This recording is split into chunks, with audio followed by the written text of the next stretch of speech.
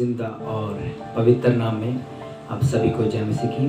फिर से एक बार फिर इस वीडियो के माध्यम से आप सभी के साथ प्रभु के वचन को बांटने के लिए प्रभु ने मुझे हिम्मत दिया, मुझे बल दिया, इसलिए मैं प्रभु को धन्यवाद देता हूँ।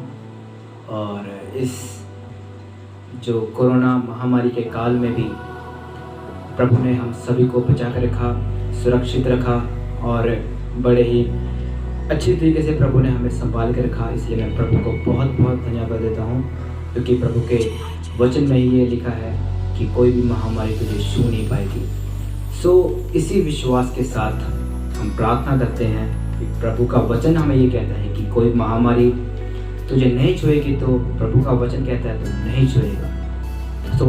हमें इस पर विश्वास होना चाहिए, हमें इस पर यकीन होना चाहिए, क्योंकि प्रभु का जो वचन है वो स्वयं परमेश्वर ही है।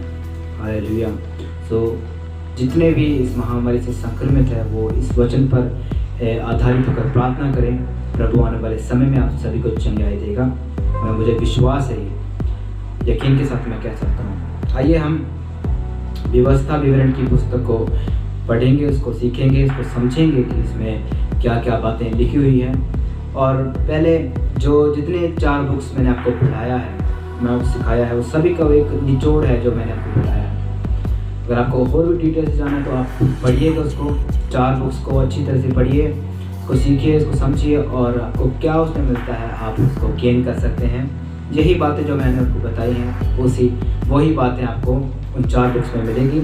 आइए हम मूसा की 5वीं किताब पर जो जाते हैं, Deuteronomy, study on the book of Deuteronomy, यानी कि व्यवस्था विवरण की पुस्तक को अब हम पढ़ने वाले हैं, डिटेल स्टडी करने वाले हैं। सबसे पहले देखते हैं author and name of the book, इस किताब का लेखक और जो इस बुक को लिखने वाला कौन है और इसकी राइटिंग कब की गई है। हम सबको पता है कि ये मूसा की 5वीं किताब है, मूसा ने ही इसको लिखा है।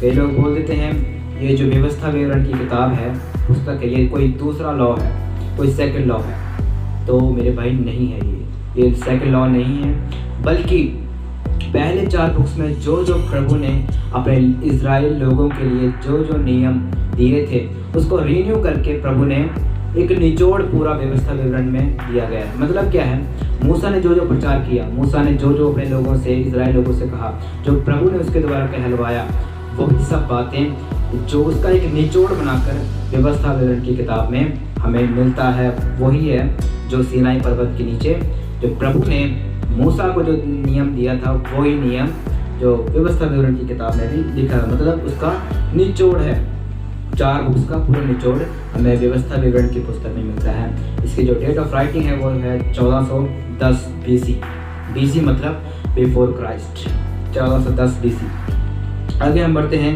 तो थीम एंड पर्पस, हर एक बुक्स का एक अपना अपना थीम होता है, अपना अपना पर्पस होता है, वो क्यों लिखा गया, किस चीज़ के लिए लिखा गया, उसके बारे में हम पढ़ते। जैसे हमने 4 बुक्स का हमने थीम एंड पर्पस पढ़ा, इसी रीति से व्यवस्था विवरण की, और आगे जो हम बुक्स के बारे में पढ़ने वाले हैं उसके बारे में भी जो थीम एंड पर्पस जरूर होता है। अलग अलग का अपना अपना होता है। देखते हैं, this book is a reminder for Israelites people for what God done for them in the wilderness, reminded about God's holy law.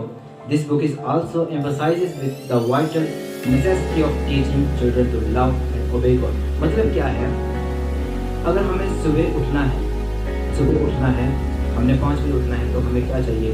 अगर कोई नहीं उठ पाता हमारी वीडियो को, क्या लगाते हैं, वो अलार्म लगा के सोते हैं, रिमाइंडर लगा के सो देते हैं कि हाँ अगर ये 5 बजे अलार्म बजेगा तो मैं 5 बजे उठ पाऊँगा। इसी रीति से ये व्यवस्था विवरण की पुस्तक इसीलिए है कि ये लोगों को रिमाइंडर करे, लोगों को एक अलार्म की तरह उन लोगों को जगाएं।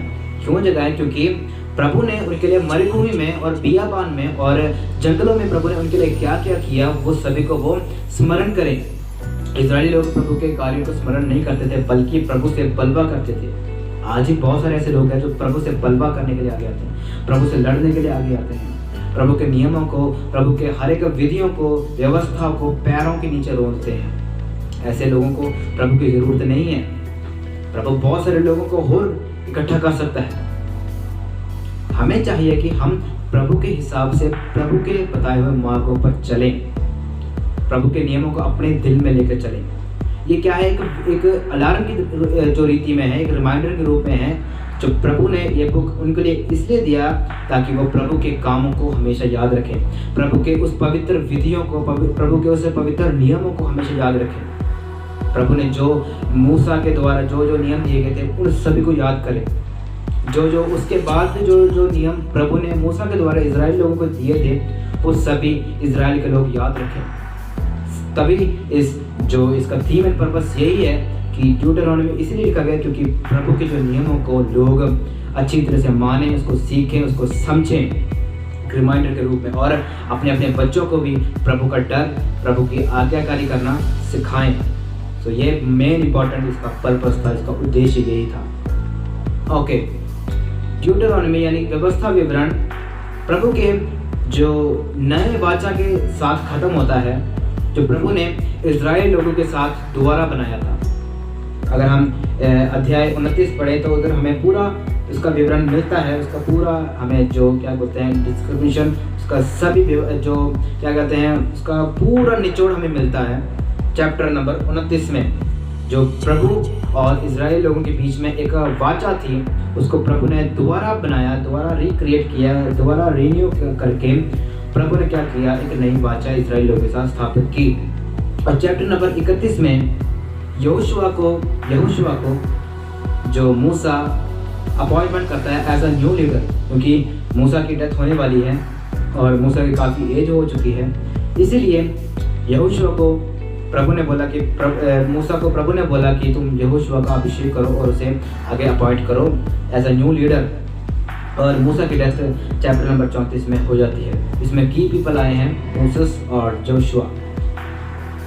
Okay, Christ has seen in Deuteronomy यानी कि व्यवस्था विवरण की पुस्तक में मसीह का प्रगटाव, मसीह इसमें दिखा गया है। तो सबसे पहला यही है, सबसे मेन जो पॉइंट ये है ड्यूटरॉनमी 18 की 15 यानी कि व्यवस्था विवरण 18 की 15 आयत में जो लिखा है कि प्रभु तुम्हारा यहोवा तुम्हारे बीच में से एक नबी को उत्पन्न करेगा, तुम उसी की ही सुनना। यानी कि तुम्हारे भाई लोगों के बीच में से प्रभु मेरे जैसे एक नबी को खड़ा करेगा। कौन बोलता है? मूसा बोलता है कि मेरे जैसे नबी तुम्हारे बीच में से खड़ा होगा।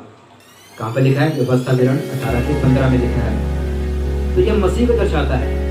मसीह युगांडा में नहीं पैदा हो, मसीह कहीं दूसरे अमेरिका में नहीं गया, मसीह कोई यूरोपियन कंट्री में नहीं गया, बल्कि मसीह इजराइल में पैदा हुआ। यीशु मसीह इजराइल में पैदा हुआ। मतलब इजराइल कौन है? यीशु मसीह के भाई लोग हैं।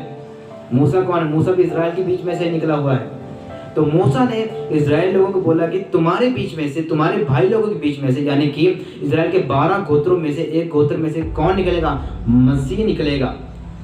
मसीह की वंशावली चलेगी, तुम उसी की सुनना। मतलब क्या है? वो नबूवत करता है, वो चंगाई देता है, वो पापों से छुड़ाने के लिए आया है, वो मुक्ति देता है, वो ईश्वर का पुत्र है, तुम उसी की सुनना। लेकिन इजराइली लोगों ने यीशु मसीह की नहीं सुनी, पर इसलिए पिता परमेश्वर ने अपने मुख को हमारी तरफ मोड़ लिया, अन्य जाति की तरफ प्रभु ने अपना मुख मोड़ लिया और हमने उस मुख को देखा। जैसे मैंने गिनती की किताब में आपको बताया था कि जिसने पीतल के सांप को देख लिया, उस खड़ा की हुए छावनी के बाहर खड़ा की हुए सांप को जिसने देख लिया उसने नजात पाई। ऐसे ही हमने उस क्रूस बलि के, उस प्रभु यीशु मसीह के क्रूस बलि को देखा हमने, और हमने नजात पाई, हमने छुटकारा पाया, हमने मुक्ति पाई, हमने पापों से छुटकारा पाया। अभी हमें कोई बलि चढ़ाने की जरूरत नहीं है, हमें मूसा के नियमों को इतना मानने की जरूरत नहीं है। हमें यीशु मसीह ने जो नए नियम में जो आदेश दिया उसी को मानो तो आपको जिंदगी मिलेगी। क्या है? तौबा करो, एक दूसरे को माफ करो, एक दूसरे को क्षमा करो, दुश्मनों से प्यार करो, दुश्मनों के लिए प्रार्थना करो,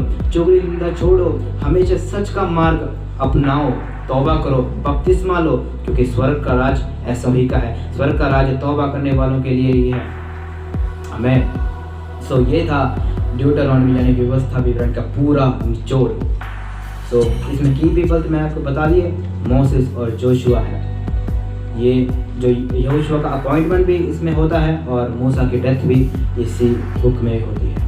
आगे हम यहोशुआ की किताब में भी जाएंगे, यहोशुआ की किताब को भी पूरा सीखेंगे, समझेंगे, पढ़ेंगे, और यहोशुआ की किताब में हमें क्या क्या सीखने को मिलता है हम वो भी देखेंगे। और यहाँ पर मूसा के 5 बुक्स, मूसा की 5 किताबें ख़त्म होती हैं, 5 लॉज वो ख़त्म होते हैं। और जितना आपको समझ में आया उतना पढ़िए, उतना सीखिए, समझिए, और प्रभु की महिमा होती रहे। और सभी को जय मसीह की। प्रभु आप सभी को आशीष करें, ब्लेस करें।